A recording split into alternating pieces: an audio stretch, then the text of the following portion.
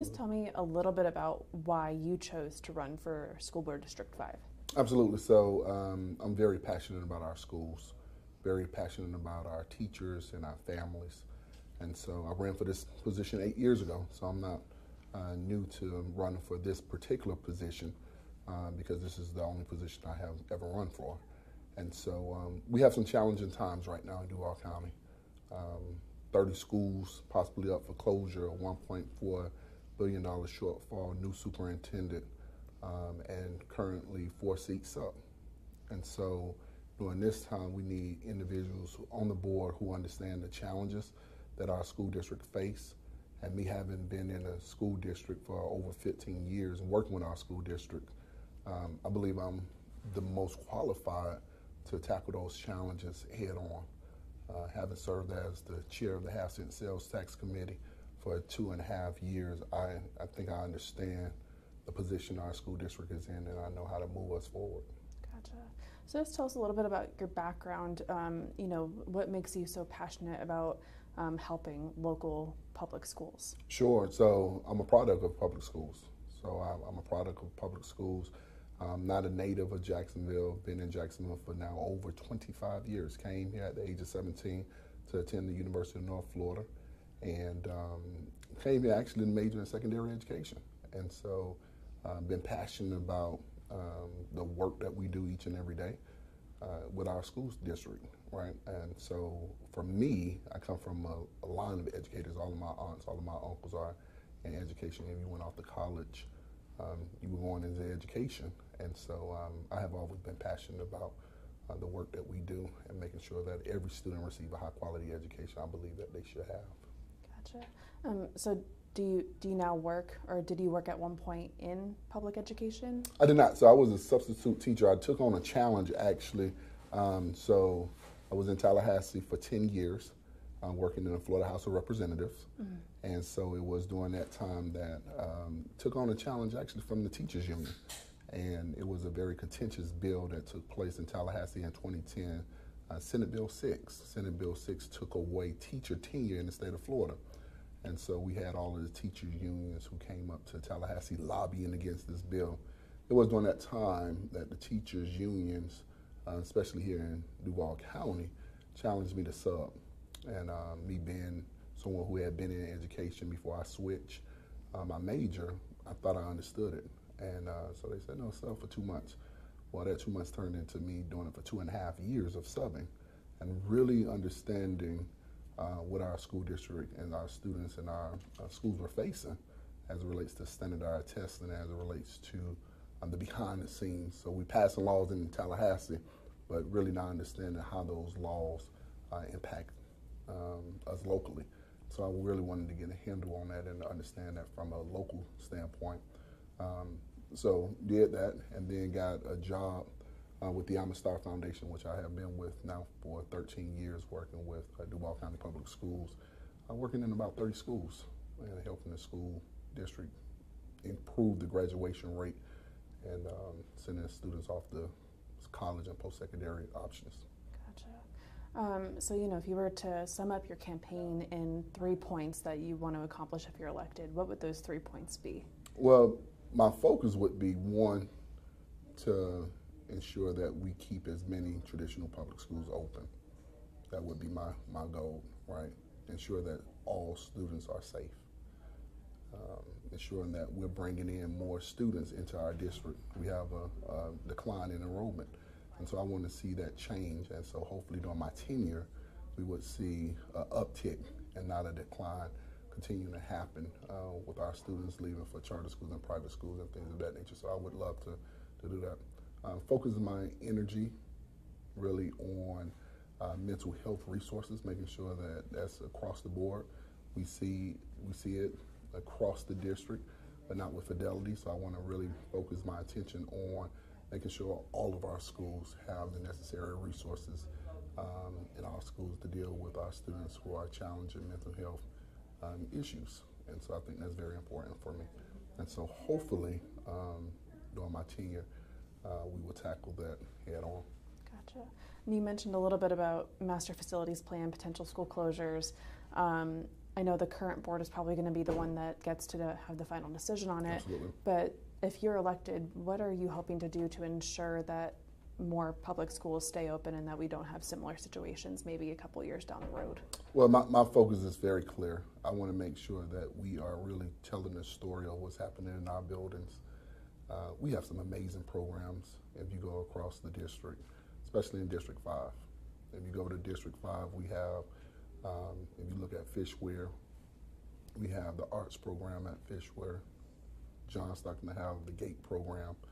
And so my focus would really be working with our superintendent, working with the district, and really how are we marketing our schools better so that everyone understands what we have. I think that at the end of the day, if we really market our schools better and tell the story of what's happening in the building, I think they'll draw parents into our school, back to our school district.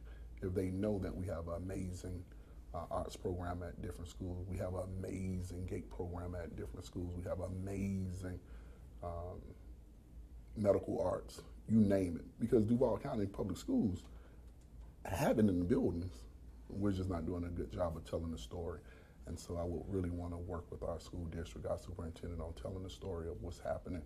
And I think if we tell the story, again, we'll win students back, we'll win families back, and hopefully we'll change the trajectory of the decline in enrollment because families can make a wise decision as to where they want to send their kids. Gotcha. Yeah, because I know even with school closures, they were saying that there's still going to be a pretty decent deficit, you know, talking about the tough decisions that might have to come in the future.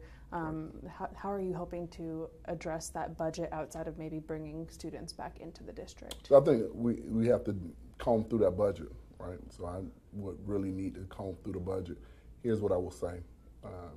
Since the half-cent sales tax was implemented, we have generated over $400 million in revenue. Of course, we are sharing those dollars with charter schools, but we have generated those dollars to keep. So really looking at the budget and really trying to understand where those dollars are really going.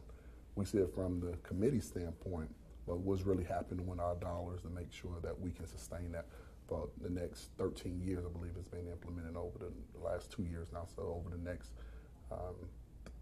12 to 13 years, how are we really going to sustain that to make sure that we're not back in this situation? Gotcha. And then, of course, with school grades, I know you mentioned Fishware is probably one of the bigger schools that gets good grades consistently.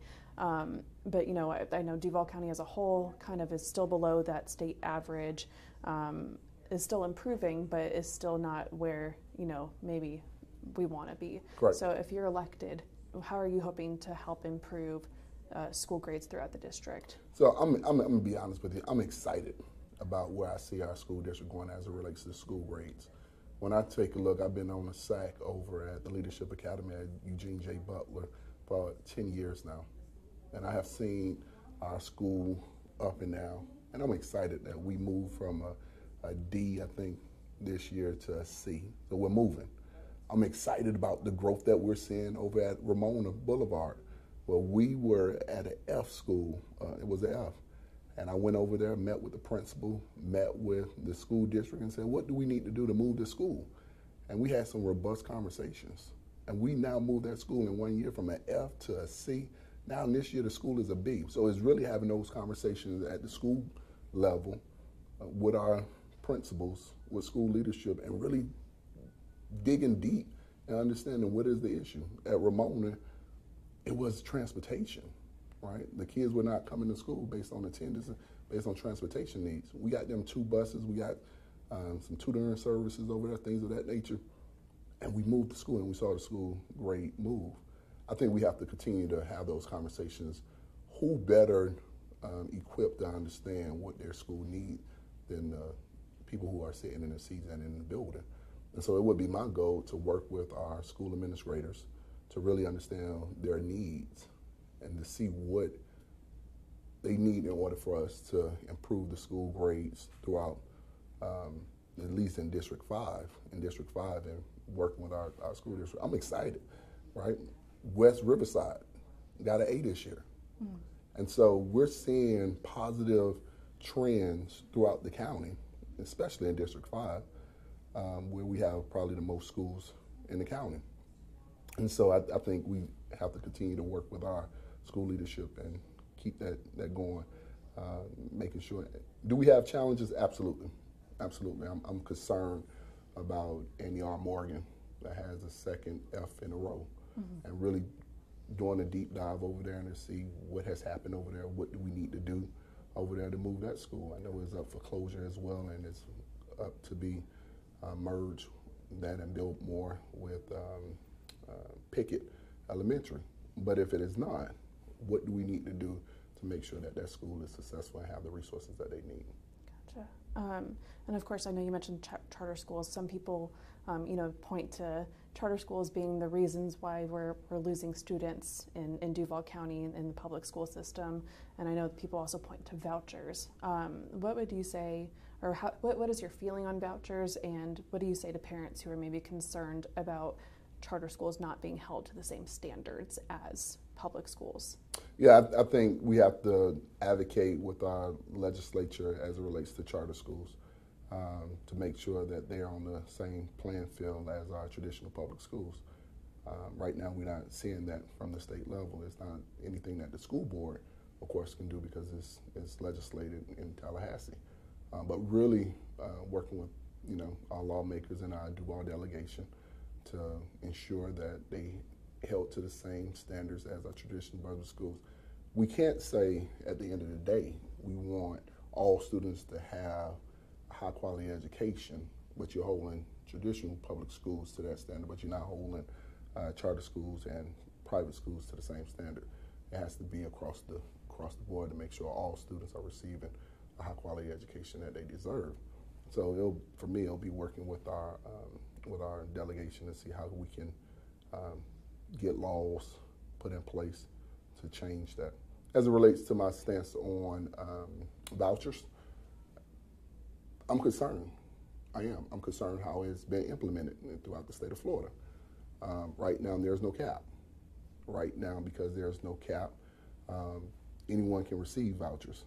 Here's what we're saying. Here's what we know. Here's what I continue to be concerned about. A lot of our families are choosing to receive vouchers. They're receiving those vouchers, and they're going off the charter schools.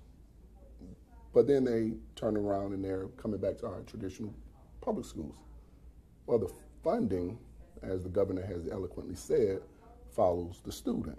So when they come back to the school district, there's no dollars. And so we're educating them with no funding. So that formula, that law has to be changed. And so we have to address that.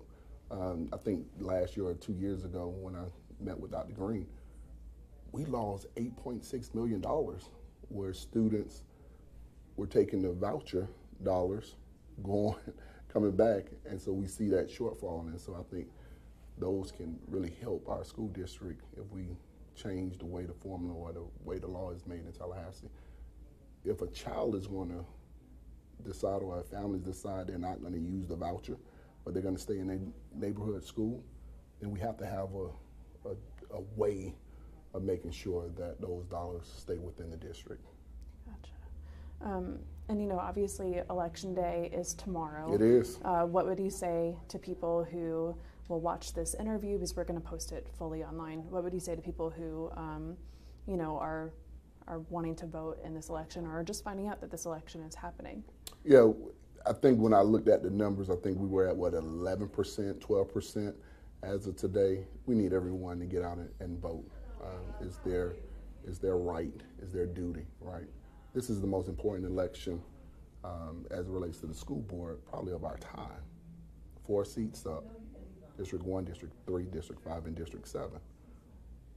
What happens in this school board election will change the trajectory of our school board for years to come. The direction of our district for years to come. Their voice needs to be heard. We want to make sure that if you're concerned about school closures, you need to come out and vote. If you're concerned about book bans, you need to come out and vote. If you're concerned about whether African American history is going to be taught, you need to come out and vote. Whatever your concerns are, you need to be and your voice need to be heard, and it need to be heard loud and clear as to how you want to see Duval County Public Schools move in the next decade or next several years. Their voice matters, and I hope that they will get out and exercise their right.